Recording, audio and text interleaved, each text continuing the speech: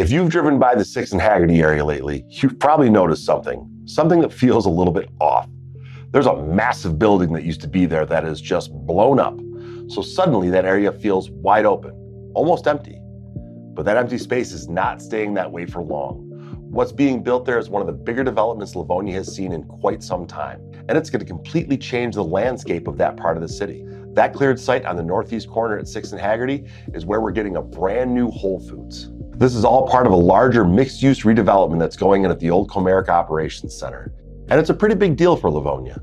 Whole Foods is going to be the anchor, but this project is so much bigger than just the grocery store. The plan includes retail space, fitness space, restaurants, residential units, structured parking, and a very hotly debated car wash. The idea is to turn what used to be a single-purpose office site into an area that people are actually going to spend time in day to day. Now, this is not exactly the way Livonia has historically done business. For years, people just drove through that corridor. Now the city and developers are betting that people are going to stop and start shopping here. Mirroring the development you've seen on the other side of the street in Northville for years, let's see if we can get some of those folks to come stop in Livonia. And now it's certainly not by mistake that just on the other side of 275, there are 2 highfalutin full-service restaurants that are going in. We're not talking about quick stops or fast casual. These are nice, sit-down, destination-style restaurants. Between a Cooper's Hawk winery and restaurant and a Capitol Grill, these are date nights, business dinners, and special occasions central. That matters because this signals a shift.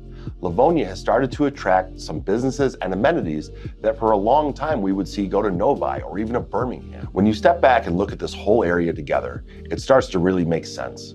You've got a major grocery anchor, new dining options, fitness, housing, and immediate access to the highway. For the city as a whole, it means increased activity, more foot traffic, and more reasons for people to not only come here, but stay here and spend their money locally. It also says something important about the confidence that people have in Livonia. Developers don't put projects like this anywhere. They only do it if they believe that there is a strong long-term demand, great neighborhoods, a fantastic school district, and stable housing. That's what's attractive for this kind of investment.